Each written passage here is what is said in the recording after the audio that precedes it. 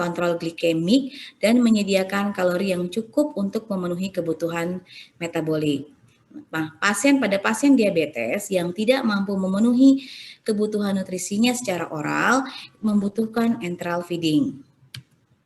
Nah, pengukuran efektivitas pemberian enteral feeding ini dapat dilihat dari toleransi feeding. Nah, toleransi feeding ini meliputi muntah, diare, dan residu lambung. Nah, hasil systematic review menunjukkan bahwa pasien DM tipe 2 yang mengkonsumsi diabetik spesifik formula lebih efektif daripada standar formula dalam mengendalikan glukosa postprandial. Nah, tujuan penelitian ini adalah diketahuinya perbandingan frekuensi pemberian enteral feeding sebanyak 3 kali dan 6 kali secara bolus dengan toleransi feeding dan kadar glukosa darah pada pasien diabetes mellitus tipe 2. Metodologi dalam penelitian ini penelitian kuantitatif dengan pendekatan desainnya kuasi eksperimen. Sampelnya 26 responden dengan tipe 2 diabetes ya yang terpasang NGT. Tekniknya dengan consecutive sampling. Nah, kemudian lokasinya di Rumah Sakit Dr. Hasbullah dan Rumah Sakit Umum Daerah Aji Darmo. Nah, analisis data pada penelitian ini menggunakan chi-square. Prosedur pengumpulan data tahap pelaksanaannya, responden yang sudah bersedia itu menandatangani inform consent, kemudian dicek residu lambungnya sebelum diberikan makan pagi dan siang. Nah, kemudian pasien diberikan makan sesuai diet dari rumah sakit. Nah, 2 jam setelah makan kemudian diukur gula darah postprandial, kemudian dianalisis. Jadi pada penelitian ini ada 2 kelompok, yaitu kelompok dengan pemberian enteral feeding 3 kali dan 1 kelompok dengan pemberian enteral feeding 6 kali.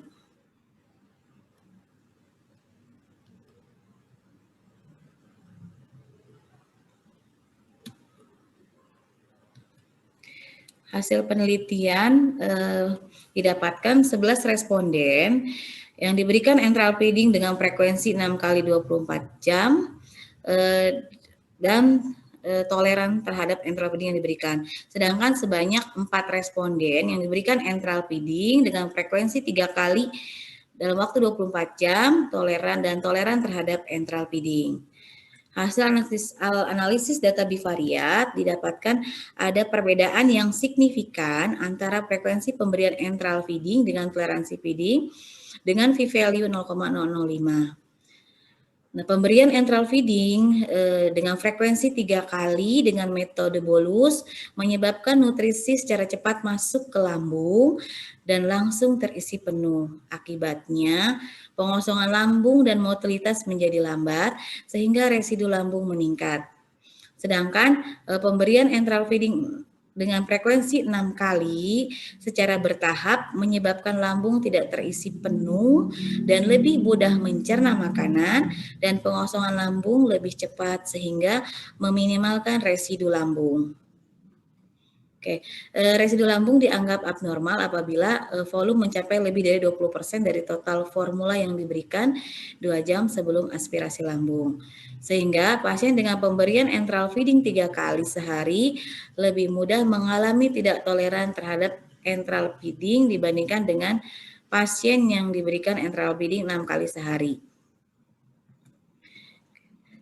Berdasarkan hasil penelitian juga didapatkan bahwa 10 responden yang diberikan enteral feeding dengan frekuensi 6 kali dalam waktu 24 jam dan memiliki glukosa darah normal. Sedangkan sebanyak 8 responden yang diberikan enteral feeding dengan frekuensi 3 kali dalam waktu 24 jam memiliki glukosa darah tidak normal. Hasil analisis data bivariat didapatkan ada perbedaan yang signifikan antara frekuensi pemberian enteral feeding dengan glukosa darah dengan p-value 0,047. Kesimpulannya, terdapat perbedaan yang signifikan antara frekuensi pemberian enteral feeding terhadap toleransi feeding dengan p-value 0,005 dan terdapat perbedaan yang signifikan antara frekuensi pemberian enteral feeding dengan glukosa darah dengan p-value 0,0047. Baiklah, sekian pemaparan dari saya. Mohon maaf apabila ada kekurangan. Assalamualaikum warahmatullahi wabarakatuh. Waalaikumsalam warahmatullahi wabarakatuh. Ya, untuk selanjutnya silahkan Bu Hendrawati, Pak Andi. Bismillahirrahmanirrahim. Assalamualaikum warahmatullahi wabarakatuh. Selamat siang. Terima kasih kepada moderator yang telah memberikan kesempatannya terhadap saya, di mana akan memaparkan hasil penelitian yang berjudul Gambaran Tingkat Stres Kerja Perawat di Instalasi Gawat Darurat atau IGD RSU Dr. Slamet Garut.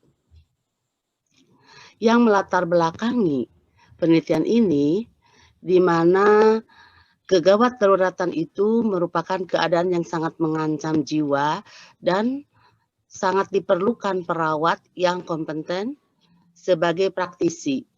Juga harus mampu meningkatkan kemampuan yang terkait dari berbagai peran, mengerti karakteristik pelayanan, keperawatan yang tepat, cermat, dan cepat, serta mengerti tugas, cara bersikap, dan cara berkomunikasi dengan baik dalam kondisi apapun di emergensi. Menurut Howard et al. Bahwa makin luas lingkup tanggung jawab yang diemban perawat pada pelayanan gawat darurat itu, maka makin banyak peran dan beban kerja yang harus dilakukan.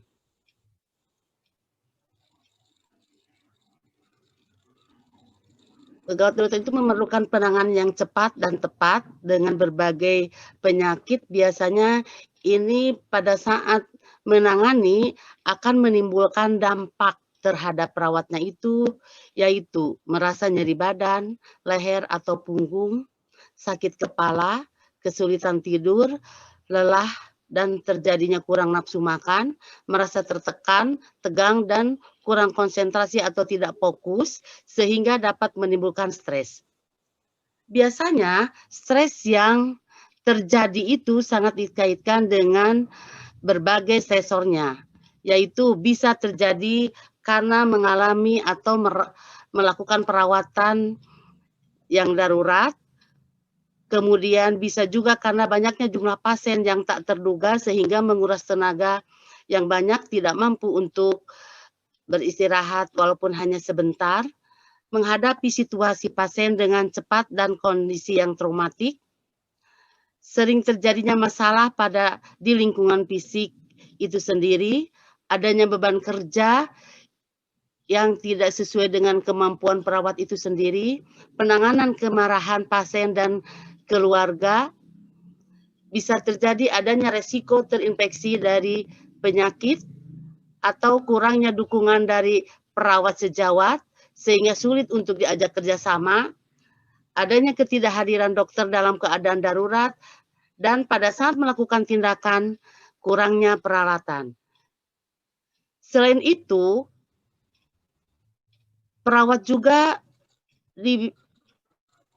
berlakukan yaitu shift kerja malam, sehingga ini merasa kekurangan untuk istirahat. Kemudian adanya wewenang dan tanggung jawab yang tidak jelas, sehingga terjadi konflik dan nilai-nilai frustasi. Tujuan dalam penelitian ini adalah untuk mengetahui gambaran tingkat stres kerja perawat di instalasi gawat darurat Kabupaten Garut dengan tujuan khusus, yaitu ingin mengetahui gambaran tingkat stres perawat, kemudian ingin mengetahui juga bagaimana gambaran tingkat stres kerja berdasarkan gejala fisiologis. Yang ketiga, ingin mengetahui gambaran tingkat stres kerja berdasarkan gejala psikologis, dan ingin mengetahui gambaran stres kerja yang berdasarkan gejala perilaku. Di dalam metode penelitian ini, rancangan penelitiannya menggunakan metode deskriptif kuantitatif dengan variabel tingkat stres kerja perawat. Populasi yang diambil yaitu semua perawat yang dinas di ruang IGD RSUD Dr. Slamet Garut sebanyak 51 orang. Dan sampelnya itu kami menggunakan total sampling, yaitu dengan pertujuan bukan didasarkan untuk pengambil strata atau random. Jadi kami mengambil atau mengumpulkan data terhadap subjek langsung yang mempunyai kriteria sesuai dengan populasi yang ada, yaitu 51 orang responden. Instrumen yang digunakan yaitu menggunakan ENS, Questionnaire Emergency Nurse Stress. Ini merupakan kuesioner yang sudah baku dan kami sudah menerjemahkannya dengan baik, yang terdiri dari 12 pernyataan, yaitu 4 aspek pernyataan fisiologis, 4 pernyataan psikologis, dan 4 pernyataan perilaku. Ini kami mengambil menurut Steinhoff 2015.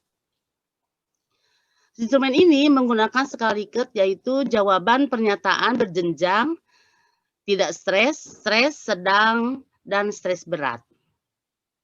Dalam penilaian ENS ini, untuk stres berat, apabila skor 73 sampai 84, kemudian untuk stres sedang, bila skor 37 sampai 72, dan tidak stres, skornya itu kurang atau sama dengan dari 36. Untuk penilaian per item, domain stres berat, skornya itu antara 25 sampai 28. Untuk stres sedang, skornya 16 sampai 24. Dan stres ringan, skornya itu kurang atau sama dengan daripada 15.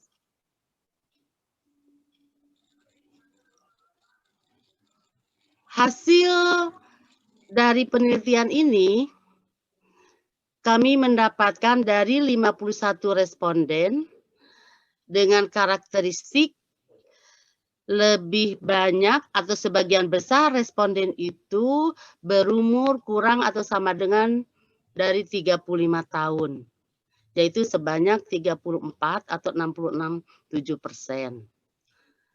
Dan sebagian besar besar responden juga berjenis kelamin perempuan sebanyak 35 orang. Dan untuk masa kerja sebagian besar lebih dari 10 tahun. Sehingga dengan adanya masa kerja di rumah sakit RSU Dr. Slamet itu yang lebih dari 10 tahun, banyak yang mengalami stres sedang. Untuk distribusi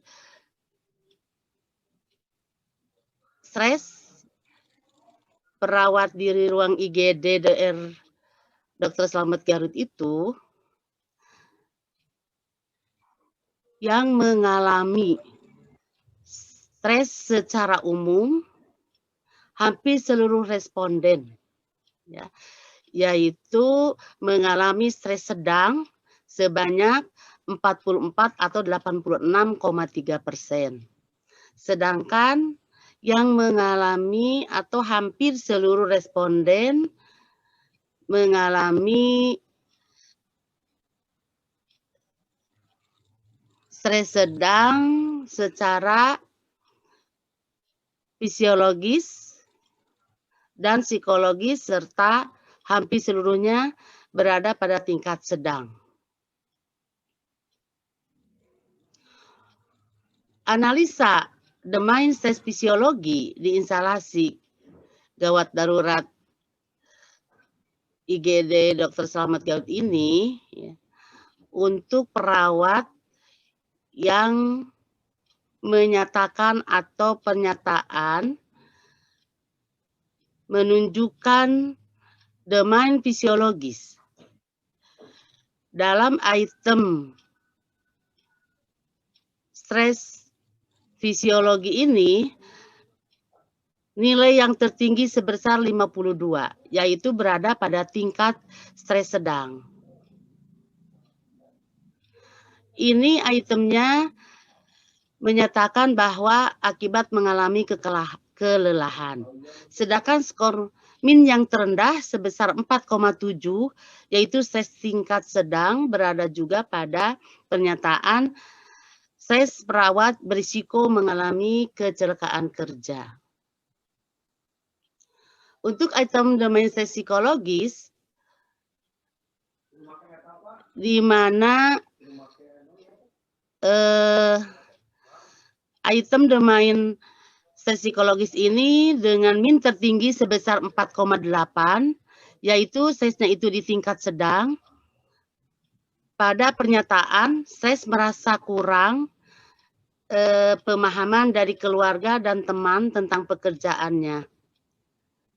Serta adanya pernyataan juga di sini, saya merasa selalu sedang bekerja. Jadi dalam keadaan apapun dia itu selalu merasa sedang bekerja.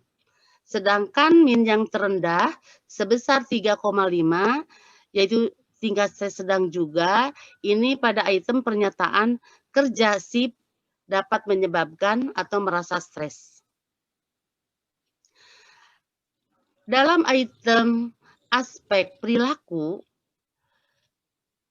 ini menunjukkan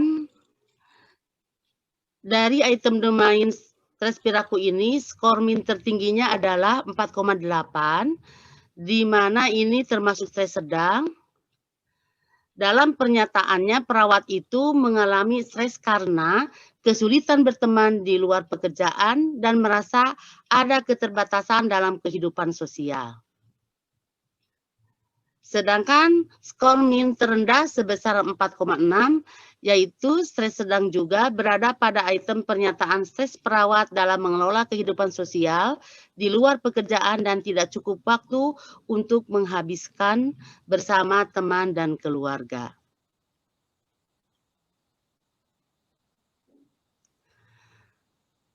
Dari hasil penelitian ini kami dapat menyimpulkan bahwa seluruh responden mengalami stres pada tingkat sedang di instalasi gawat darurat Dr. Slamet Garut. Kemudian hampir seluruh responden juga mengalami stres fisiologis tingkat sedang. Dan bila dilihat dari setiap butir pernyataan tersebut skor tertinggi sebesar 5,2 dengan pernyataan stres perawat akibat mengalami kelelahan. Yang ketiga, hampir seluruh responden mengalami stres psikologis tingkat sedang. Dan bila dilihat dari pernyataan tersebut, perawat stres karena merasa kurangnya pemahaman dari keluarga dan teman tentang pekerjaannya. Dan butir pernyataan yang lain yaitu perawat merasa selalu sedang dalam bekerja.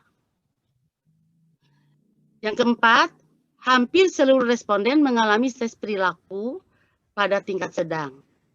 Dan bila dilihat dari butir pernyataannya itu bahwa perawat mengalami stres karena kurangnya pemahaman dari keluarga dan teman tentang pekerjaan perawat dan merasa ada keterbatasan dalam kehidupan sosial.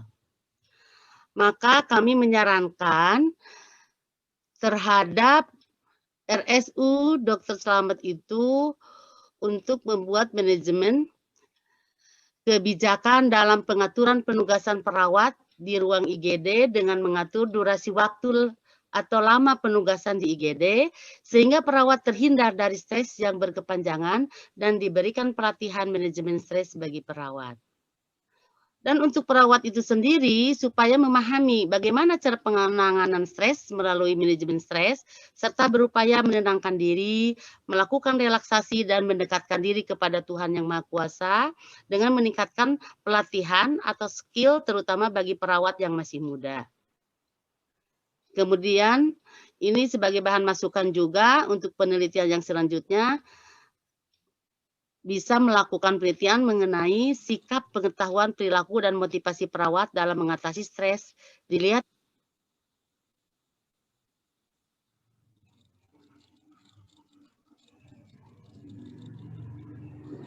Bismillahirrahmanirrahim.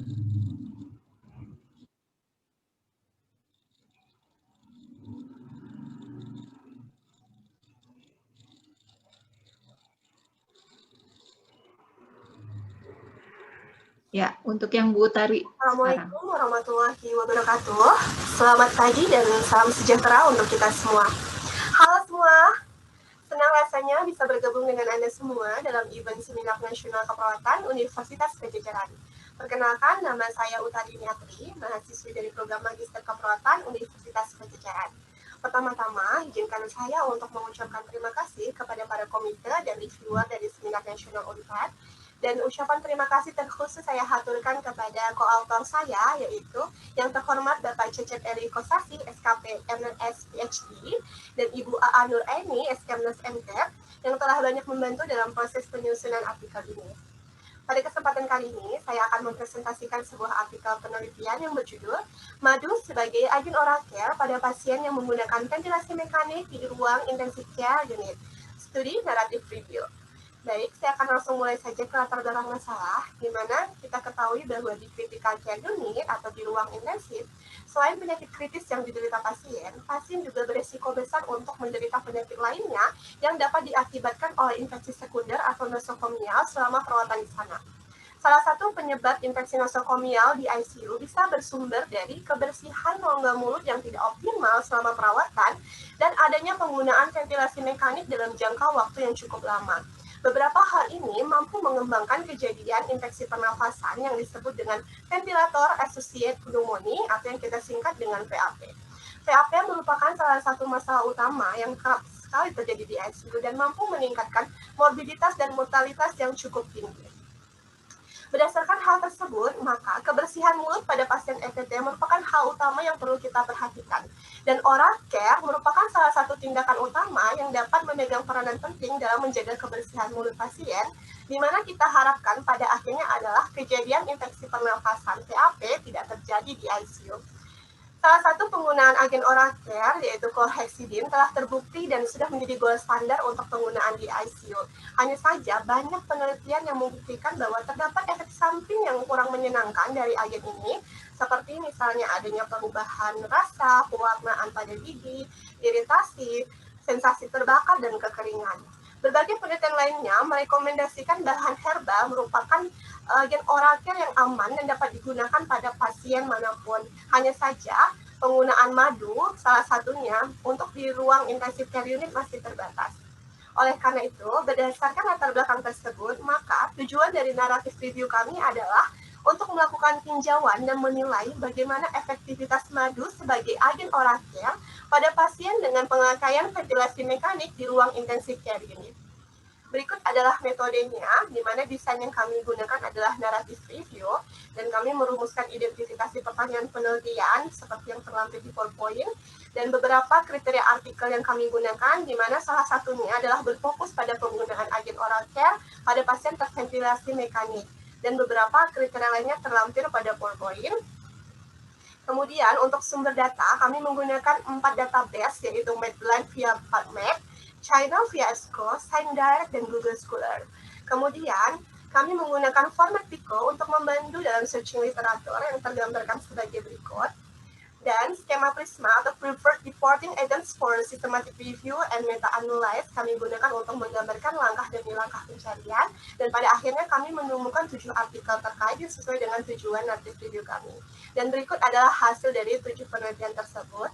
Mungkin saya skip saja dan langsung ke bagian diskusi, di mana pada akhirnya dari hasil naratif review kami merumuskan terdapat 3 manfaat madu dalam penggunaan pada pasien ETT, yaitu yang pertama, madu mampu menghambat dan menurunkan laju kolonisasi bakteri mulut dan orofaringea.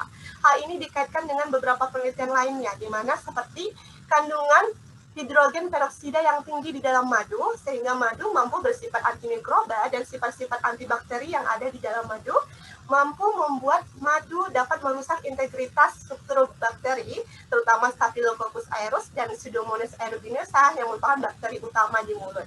Kemudian, dari rumusan yang kedua, kami menemukan bahwa manfaat madu dalam mengatasi berbagai masalah kesehatan mulut seperti menurunkan tingkat serostomia.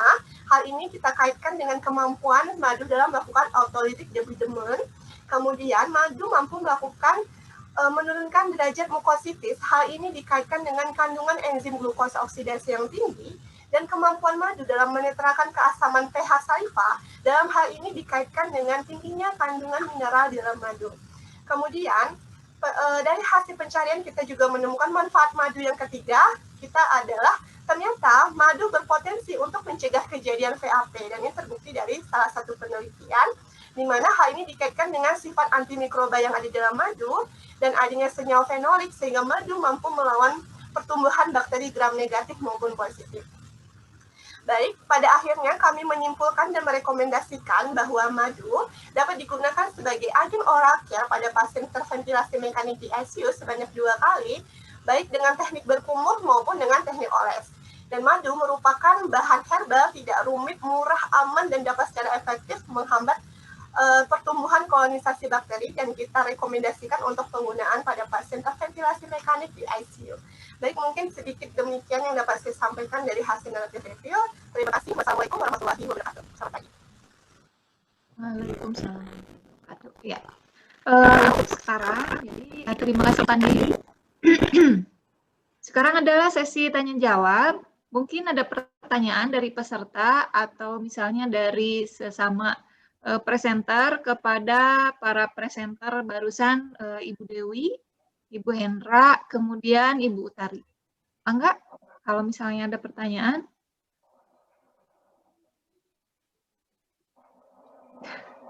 Tidak ada pertanyaan? Beneran nih. Jadi sama reviewer aja nanyanya. Beneran nih. Cukup satu aja pertanyaannya. Daripada sama reviewer, Pak Cecepnya udah siap-siap nih mau bertanya. Mungkin Pak Cecep. Halo Pak Cecep. Baik. Ya, mangga Pak. Mungkin sedikit saja yang ingin saya tanyakan. Tadi yang sudah disampaikan oleh para presenter bagus sekali dan menarik sekali. Ada beberapa pertanyaan yang ingin saya sampaikan. Pertama adalah untuk dari Ibu Dewi ya. Tadi tentang perbandingan frekuensi internal feeding.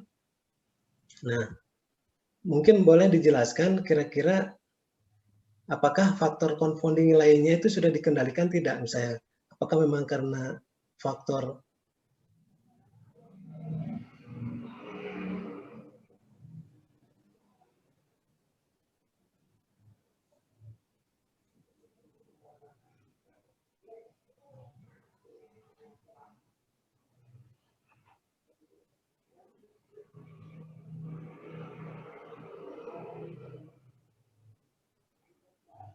Halo Pak.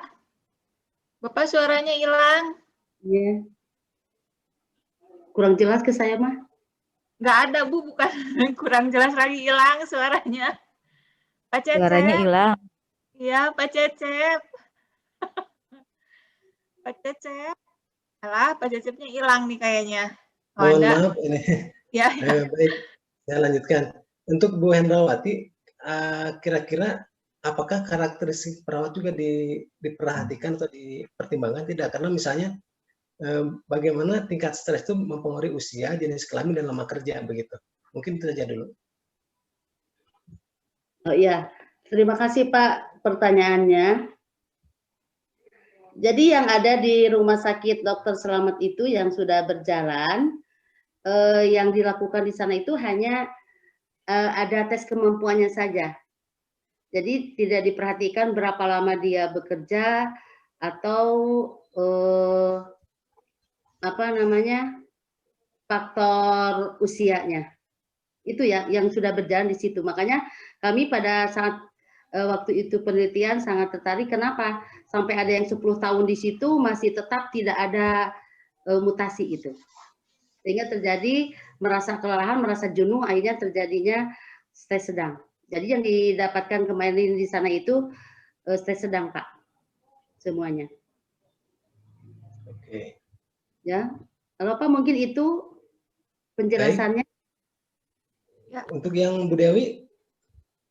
Pertanyaannya keputus tadi Pak. Enggak. Tadi keputus Pak, punten Pak. Ya. Terkait confounding ya Pak. Terkait dengan faktor-faktor confounding yang lain, apakah sudah dikendalikan atau belum? Misalnya, karena apakah mungkin betul, apakah efek dari frekuensi atau efek yang lain begitu? Terima kasih. Baik, terima kasih. Langsung dijawab Bu Etika. Langsung aja jawab supaya menyingkat waktu. Mangga. Nah, nuhun Bu.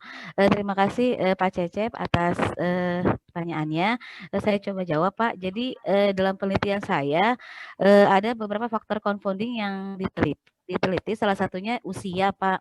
Dalam penelitian ini, sebagian besar berusia lebih dari 58 tahun, jadi terkait, pada usia 45 sampai 65 tahun itu cukup beresiko terjadinya diabetes mellitus, dikarenakan, terjadinya, penurunan fungsi sel beta pankreas untuk memproduksi insulin. Nah, kemudian, faktor confounding yang kedua yaitu, jenis nutrisi, Pak. Jenis nutrisi ini, eee pada pasien DM itu terdiri dari, diabetes spesifik formula. Jadi, sebagian besar, pada pasien, responden itu, eee, enteral feeding yang diberikan adalah mengandung DSF ya, karena, DSF ini komposisi nutrisinya membuat, kontrol glikemik lebih baik karena meliputi, fruktosa, fiber, kemudian, monounsaturated fatty acid. Kemudian, confounding yang ketiga, itu adalah, cara pemberian insulin, Pak. Jadi cara pemberian insulin itu kan ada yang secara, sliding scale, ada yang fixed dose. Nah, pada penelitian ini, jenis insulin yang digunakan adalah, kerja cepat, dan, kerja sedang atrapid. Jadi, terapi insulin diberikan pada pasien DM apabila, pengobatan yang dilakukan belum mencapai target.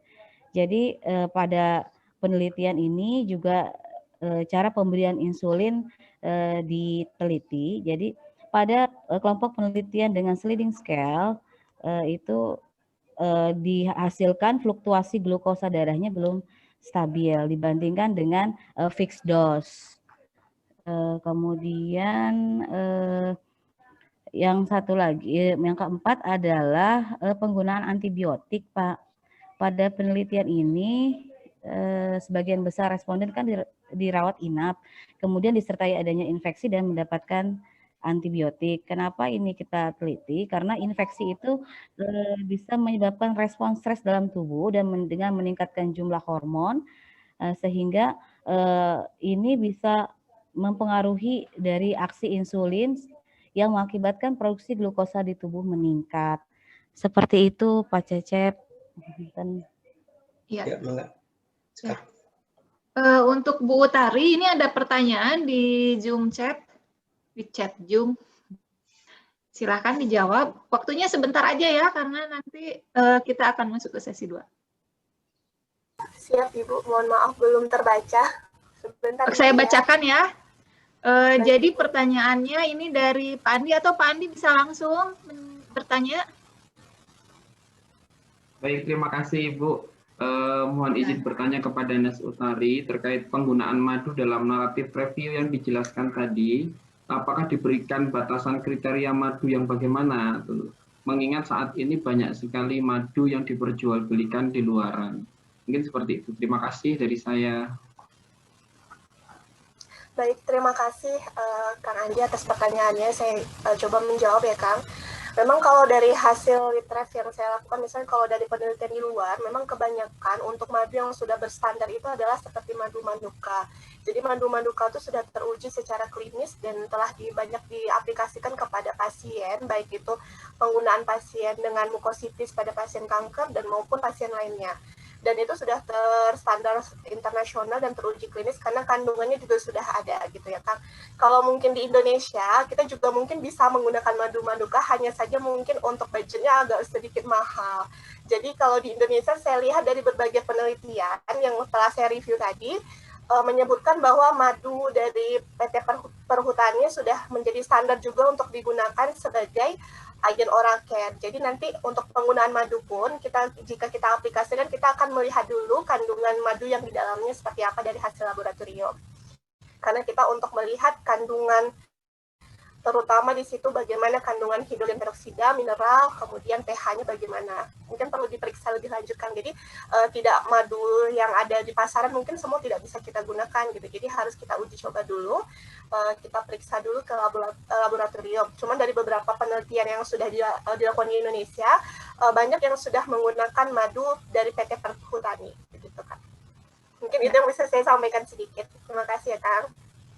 Ya, terima kasih Bu Utari untuk jawabannya. Kita lanjut untuk sesi kedua mungkin ya Pak Andi. Ya, silahkan di-share screen terkait dengan video dimulai dari Nadia, kemudian Septa, dan Reni Nuryani.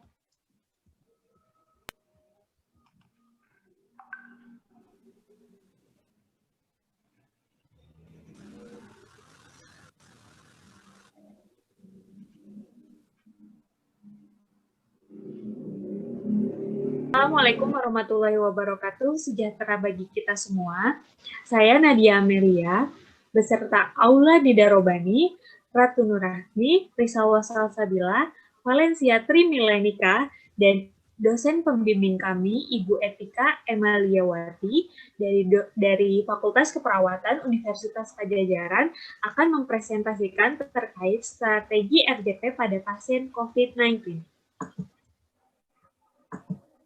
Pendahuluannya, menurut IRC COVID-19 Guideline, dikatakan bahwa jumlah pasien yang mengalami henti jantung di rumah sakit Lombardi wilayah Italia meningkat sebesar 58% selama pandemi, dan 77%-nya merupakan pasien yang terkonfirmasi dan terduga COVID-19. RJP yang berhasil dilakukan kemungkinan besar akan meningkatkan kelangsungan hidupnya hingga 3 kali. Rasa kekhawatiran timbul pada tenaga kesehatan yang melakukan RJP untuk pasien yang tertular COVID-19 berkaitan dengan RJP yang berupa aliran udara dan penularan COVID-19 yang bisa melalui droplet menyebabkan penyebaran atau penularan virus tersebut semakin tinggi.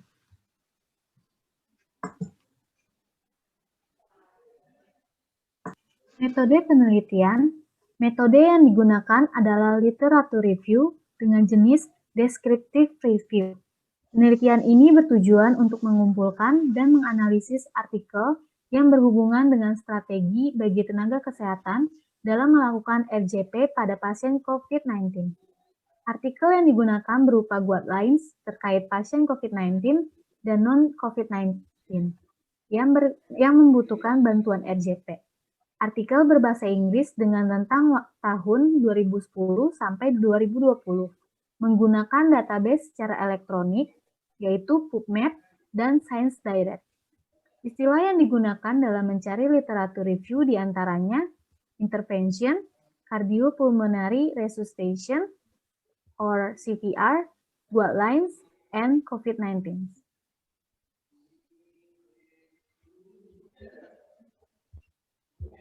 Hasil penelitian menunjukkan bahwa terdapat perbedaan prosedur penanganan resusitasi jantung paru atau RJP pada pasien COVID-19 dan non-COVID-19.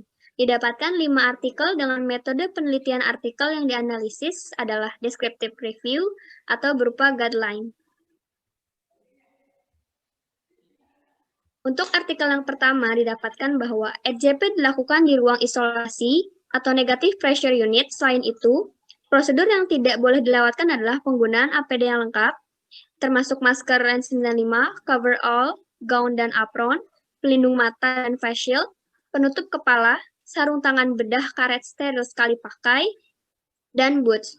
Untuk artikel kedua didapatkan bahwa identifikasi sedini mungkin kepada setiap pasien dengan penyakit serupa COVID-19, dan gunakan APD yang sesuai.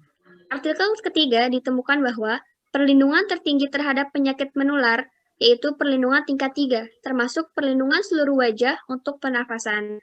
Jika keadaan darurat bisa dilakukan dengan intubasi endotrakeal.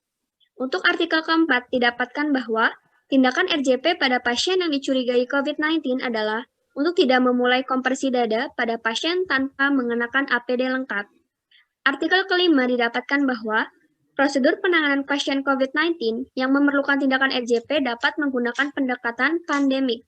Salah satunya adalah P, yaitu PPI, atau dianjurkan menggunakan APD yang sesuai untuk tenaga kesehatan dan gunakan masker oksigen pada pasien. Baik, selanjutnya pembahasan bahwa yang sudah dijelaskan sebelumnya, RJP adalah teknik kompresi dada dikombinasikan dengan penyelamatan pernapasan. Tujuan RJP adalah untuk sementara waktu menjaga sirkulasi yang cukup untuk mempertahankan fungsi otak sampai perawatan khusus tersedia. Menurut American Heart Association, memberikan tunjuk pada orang yang melakukan RJP untuk dilakukan dengan cara menekan dada yang bertujuan untuk menjaga aliran oksigen. Tetap bisa mengalir secara adekuat ke otak dan organ lainnya hingga denyut jantung normal pulih kembali. Berdasarkan UNSCORE Guideline H from New Zealand, Australian Resuscitation Council, terdapat beberapa langkah dalam melaksanakan RJP sebagai berikut. Yang pertama ada dangers, responsive, SAN, airway, breathing, compression, dan defibrillation. Lalu, strategi dalam menangani pasien COVID-19 yang membutuhkan tindakan RJP berbeda dengan pasien umum lainnya, yaitu petugas perlu memperhatikan kembali terkait perlindungan diri yang perlu digunakan. Hal ini perlu diperhatikan karena COVID-19 merupakan virus yang bersifat infeksius, sehingga petugas bisa terinfeksi. Terdapat beberapa artikel yang sudah dibahas sebelumnya terkait strategi yang perlu dilakukan dan disiapkan untuk melakukan RJP pada pasien COVID-19. Lalu selanjutnya, berdasarkan hasil artikel, terdapat berbagai strategi dalam melakukan dan mempersiapkan tindakan RJP pada pasien COVID-19. Secara umumnya, setiap artikel membahas suatu hal yang sama, yaitu mengutamakan keamanan petugas agar tidak terinfeksi. Namun, terdapat pula beragam rekomendasi pada setiap fokus artikel. Berdasarkan artikel yang telah dibahas, strategi yang dapat dilakukan dalam menangani pasien COVID-19 yang membutuhkan RJP adalah sebagai berikut. Yang pertama, pastikan penggunaan APD yang lengkap seperti masker N95, gaun pelindung, sarung tangan, dan pelindung mata. Lalu tutupi mulut dan hidung pasien menggunakan masker oksigen, kemudian dilapisi kain atau pakaian. Lalu, dalam melakukan RJP disarankan menggunakan alat mekanik defibrilator guna mengurangi resiko penularan COVID-19. Selanjutnya, batasi jumlah staf yang tidak terlibat dalam penanganan. Terakhir, pastikan membuang APD sesuai standar.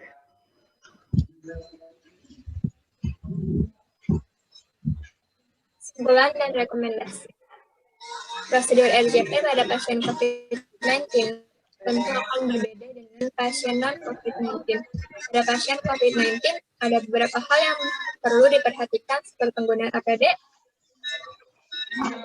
proteksi yang diperlukan pada pasien, penggunaan alat RJP, memperhatikan prosedur pelayanan, serta mengurangi jumlah petugas kesehatan yang terlibat.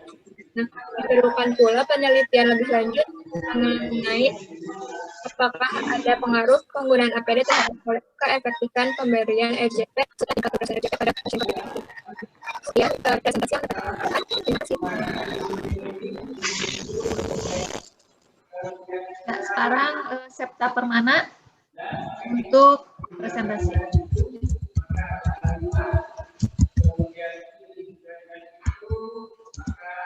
Bismillahirrahmanirrahim. Assalamualaikum warahmatullahi wabarakatuh. Perkenalkan, nama saya Septa Permana, mahasiswa Magister Keperawatan Unpad. Terima kasih kepada panitia Semnas yang telah memberikan waktunya kepada saya untuk mempresentasikan hasil systematic review yang berjudul efektivitas PAP bandel pada pasien yang terpasang ventilasi mekanik di ruang perawatan intensif.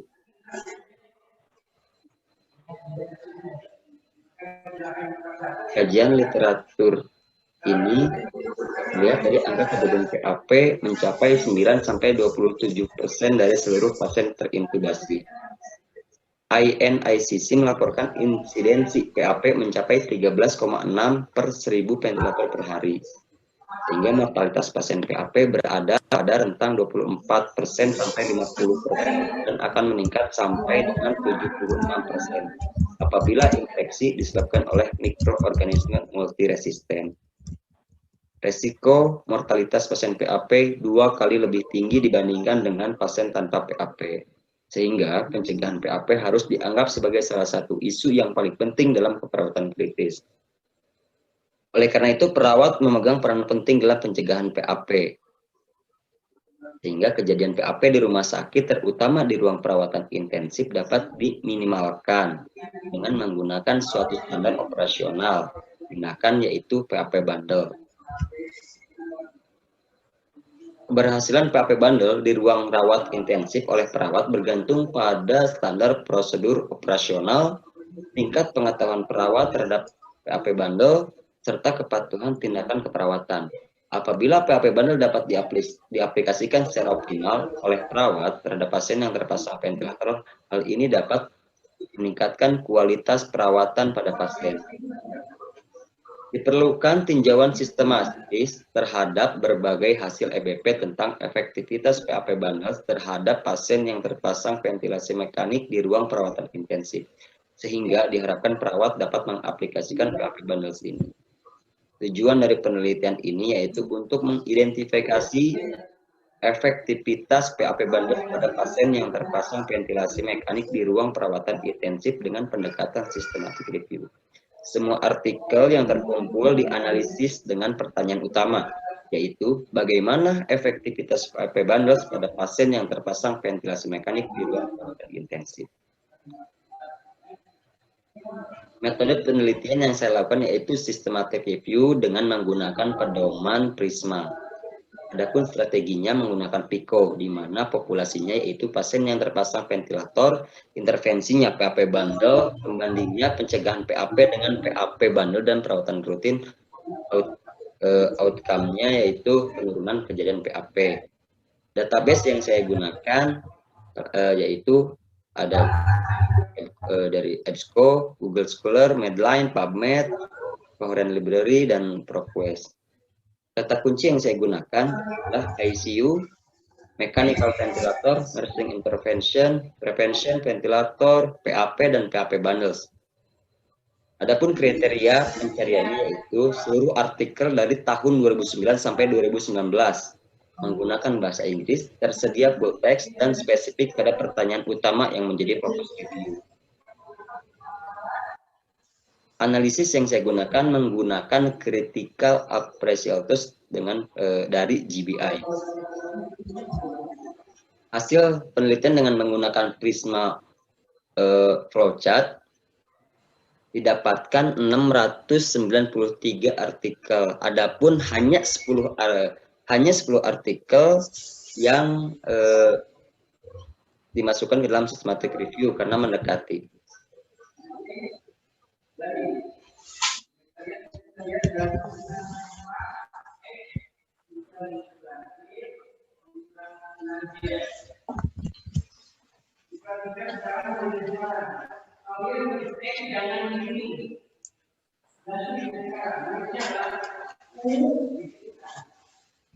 Adapun pembahasannya, beberapa upaya pencegahan PAP yang dapat dilakukan perawat menurut kajian literatur antara lain melakukan cuci tangan, elevasi kepala dan tempat tidur 30-45 derajat, menjaga kebersihan mulut, menjaga kesterilan suction dan peralatan pernapasan, intubasi, reintubasi, dan suction pipa ETT diindikasikan secara ketat, bersihkan sirkuit ventilator, mempertahankan tekanan cuff 25 cm H2O sampai 30 cm H2O, melakukan pengkajian setiap hari untuk sedasi dan kesiapan ekstubasi, menghindari overdistensi gaster, peptic ulcer disease prophylaxis, dan thrombosis prophylaxis.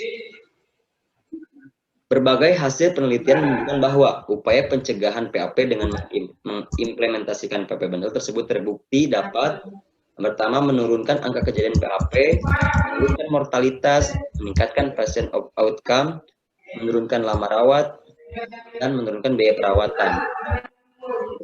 Menurut Morris, menunjukkan bahwa pencegahan PAP dengan mengimplementasikan PAP signifikan terbukti dapat menurunkan angka kejadian PAP, sehingga hal ini juga dapat menurunkan angka kejadian infeksi pada penggunaan antibiotik, terutama pada pasien yang membutuhkan penggunaan dalam waktu yang sangat lama. Menurut Zaiton dan El-Hanafi, menunjukkan bahwa PAP bundle juga terbukti secara signifikan menurunkan durasi penggunaan ventilator dan lama rawat pasien ICU. Menurut Ferreira, terdapat peningkatan kualitas perawatan secara keseluruhan.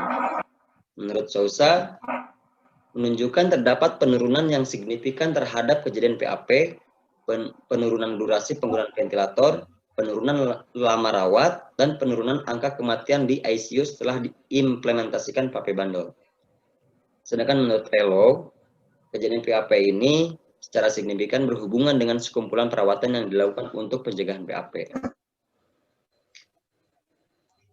Adapun kesimpulannya, berbagai hasil penelitian menunjukkan bahwa upaya pencegahan PAP dengan mengimplementasikan PAP bundle tersebut terbukti dapat menurunkan angka kejadian PAP, menurunkan kejadian angka PAP, menurunkan mortalitas, meningkatkan pasien outcomes, menurunkan lama rawat, dan menurunkan biaya perawatan.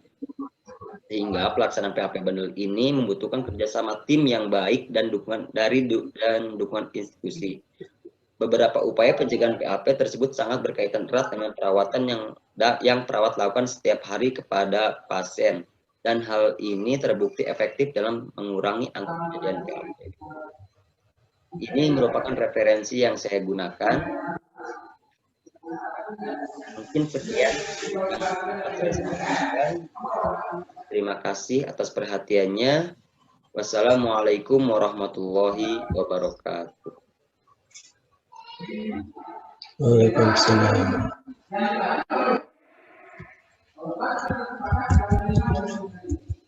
Ya, terakhir sekarang Ibu Reni.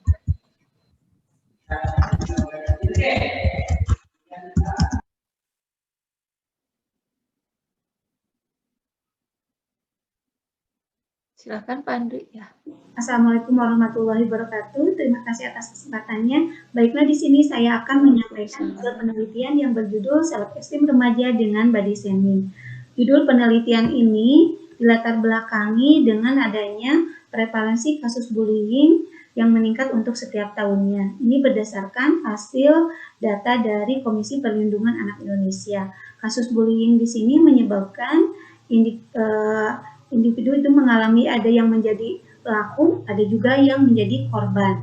Di mana dampak-dampak dari yang korban di sini sangat banyak sekali yang menimbulkan masalah-masalah terhadap diri korban tersebut, baik secara psikologis maupun secara fisik. Dan jenis-jenis bullying ini baik secara fisik, verbal maupun psikologis.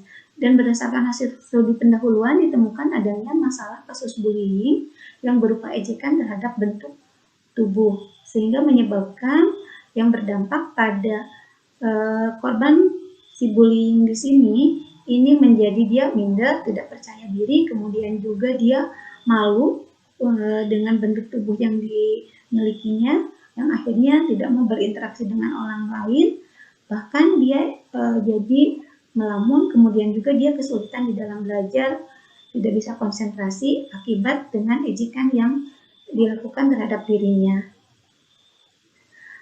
Ini terjadi pada usia anak sekolah menengah atas yang terdapat pada tahap remaja, di mana remaja di sini merupakan tahapan perubahan dari anak-anak menjadi dewasa, kemudian juga terjadi perubahan fisik maupun psikologis juga, kemudian memiliki ciri perkembangan bahwa dia harus mampu menerima perubahan kondisi baik secara fisik maupun psikologisnya. Namun terkadang si remaja ini bila ada ketidaksesuaian antara harapan dengan kondisi fisiknya, maka akan menimbulkan masalah bagi dirinya. Sehingga, di sini bagi si remaja tersebut, salah satunya dari perubahan kondisi fisiknya yang tidak sesuai dengan harapannya, dia akan mendapatkan diantaranya perlakuan ejekan dari orang lain yang dikatakan dengan adanya body shaming. Body shaming itu menunjukkan pengalaman seseorang yang mendapatkan perlakuan tidak baik atau ejekan dari orang lain. Sehingga dari body shaming di sini ini akan berdampak terhadap self-esteem remaja. Berdasarkan latar belakang tersebut, maka tujuan dalam penelitian ini adalah untuk mengeksplorasi gambaran self-esteem remaja yang mengalami perlakuan body shaming. Metodologi yang digunakannya yaitu desain penelitiannya yang menggunakan jenis penelitian kualitatif dengan pendekatan studi kasus. Kemudian juga di sini yang menjadi subjek penelitiannya yaitu adalah siswa siswi remaja yang mendapatkan perlakuan body shaming. Ya, dengan jumlah sampel sebanyak 3 orang, ini penentuan jumlah sampelnya berdasarkan saturasi data. Teknik pengambilan samplingnya menggunakan purposive sampling dengan menggunakan kriterianya diantaranya tadi bahwa dia siswi ini atau remaja yang mendapatkan perlakuan body shaming, kemudian juga dia bersedia menjadi responden, terbuka atau mampu berkomunikasi, ingin menceritakan kondisi pengalamannya dia mendapatkan perlakuan body shaming. Ya. Pengumpulan data di sini dilakukan dengan wawancara terstruktur, menggunakan pedoman wawancara, kemudian juga pengumpulan data dilakukan dalam waktu 1 minggu dengan wawancara menggunakan video call dan selanjutnya adalah direkam. Analisa data di sini menggunakan pendekatan sistematis, yaitu dengan reduksi data dan menyajikan data. Hasil penelitiannya menunjukkan bahwa di sini remaja yang mengalami perlakuan body shaming menunjukkan self esteem rendah dengan tanda dan gejalanya pada perubahan fisik, pada perubahan psikologis, perubahan emosi dan perilaku sosialnya, diantaranya adalah merasa minder, malu, sedih, tidak percaya diri, merasa tertekan, merasa tidak berharga, membatasi diri dengan berinteraksi dengan lingkungannya. Kemudian juga hasilnya bahwa remaja melakukan upaya pertahanan diri yang positif untuk mempertahankan body image-nya supaya tidak mendapatkan perlakuan body shaming. Ya, simpulannya bahwa di sini remaja dengan perlakuan body shaming menunjukkan self esteem yang rendah, kemudian juga body shaming bisa menjadikan motivasi bagi diri untuk mempertahankan atau memiliki bentuk tubuh yang ideal. Saran diberikan kepada untuk diadakan konseling ya dalam pencegahan body shaming dan mengatasi masalah body shaming dan pemberian terapi kognitif untuk mengatasi masalah yang terjadi akibat body shaming. Terima kasih. Assalamualaikum warahmatullahi wabarakatuh. Waalaikumsalam warahmatullahi wabarakatuh. Ya, kepada para peserta, apakah ada pertanyaan? Waktunya sangat terbatas, soalnya. Ada pertanyaan? Abi bade naros, Bu. Mangga, Bu Hendra.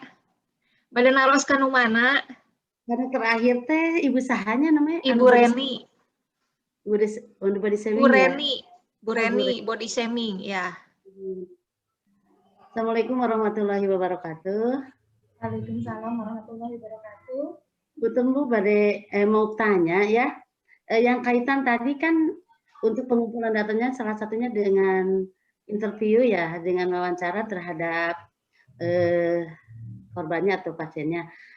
Kendala apakah yang didapatkan dari pada saat wawancara itu sehingga kita mendapatkan data yang akurat? Apalagi ini remaja mungkin saja bisa terjadi adanya rasa takut atau malu saat untuk mengungkapkan perasaannya.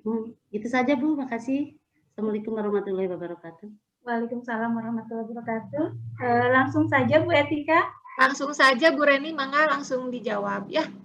Baik, terima kasih atas pertanyaannya Bu Hendra. Mungkin di sini saya akan mencoba tadi kendala apa yang ditemukan karena ini penelitiannya dilakukan wawancara pada saat ini pandemi, saya dilakukan pada bulan Juni. Jadi ini menggunakan video call. Wawancaranya video call dengan langsung dilakukan perekaman. Nah, di sini kendala yang ditemukan yang pertama adalah masalah jaringan, ya. Yang kedua di sini memang pada saat pertemuan di awal ketika kontraknya di sini sangat sulit untuk terbina hubungan saling percaya. Ini pada saat kontrak, bukan pada saat melakukan wawancara.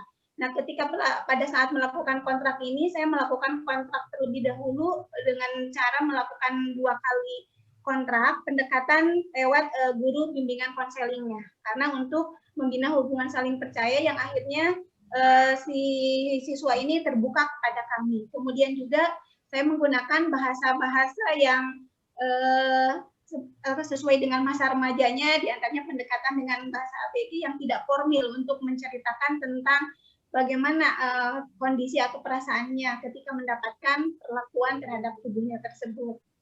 Mungkin itu yang sudah saya lakukan ketika melakukan penelitian itu. Ya, bagaimana Bu Hendra? Ya, terima kasih. Ya, alhamdulillah. Karena waktu mungkin saya simpulkan saja karena memang dibatasi waktu sampai dengan 14.35.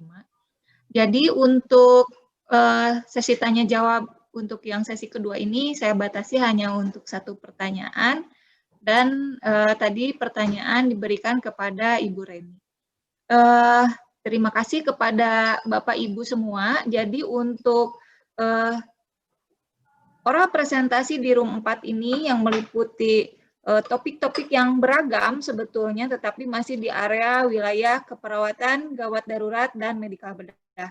Di sini dapat dilihat bahwa memang ada beberapa yang up to date terkait dengan strategi RJP pada pasien COVID, kemudian terkait dengan body shaming yang memang walaupun sudah lama, tetapi ini tetap menjadi perhatian semua orang karena ini bisa menimbulkan gangguan pada pada self esteem dari orang yang terkena body shaming itu sendiri.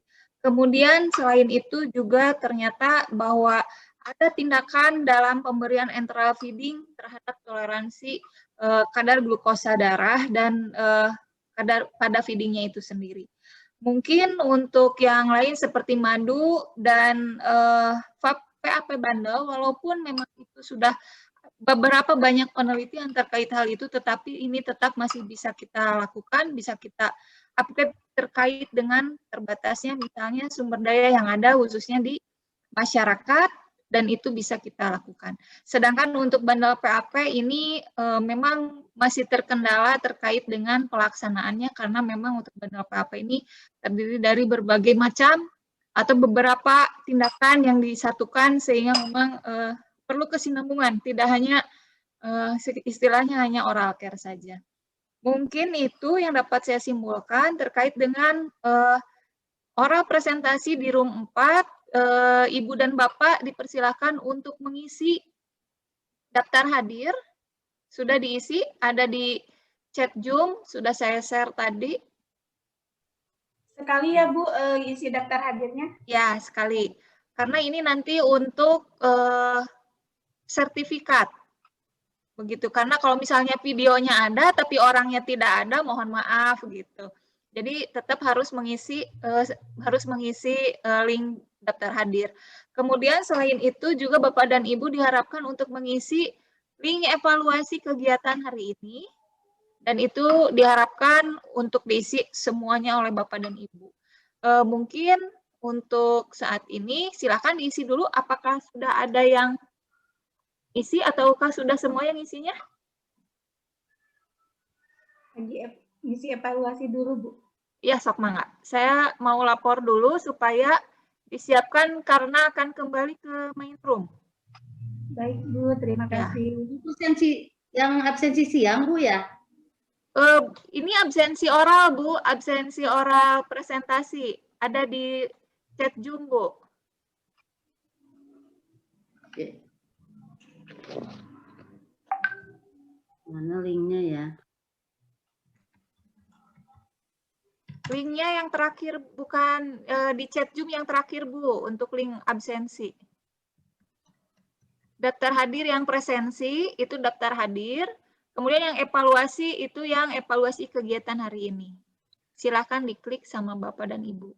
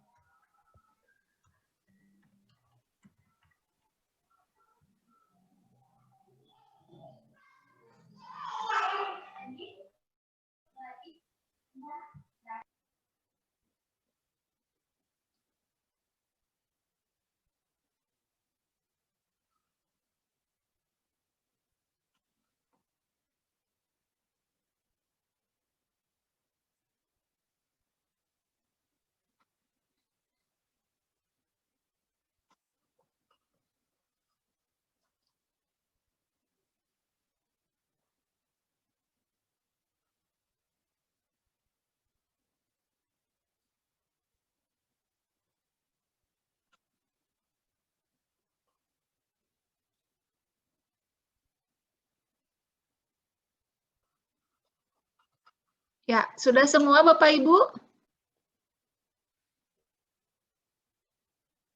Kalau sudah, silakan untuk lift dari breakout room nanti akan otomatis masuk ke main room. Karena akan ada pembagian door prize, lumayan lah, ada door prize gitu ya. Gitu. Jadi untuk untuk lift itu liftnya lift breakout room supaya bisa kembali ke main room yang tadi dan kita akan bersama-sama dengan peserta yang lain. Begitu. Silahkan, mangga Bapak Ibu.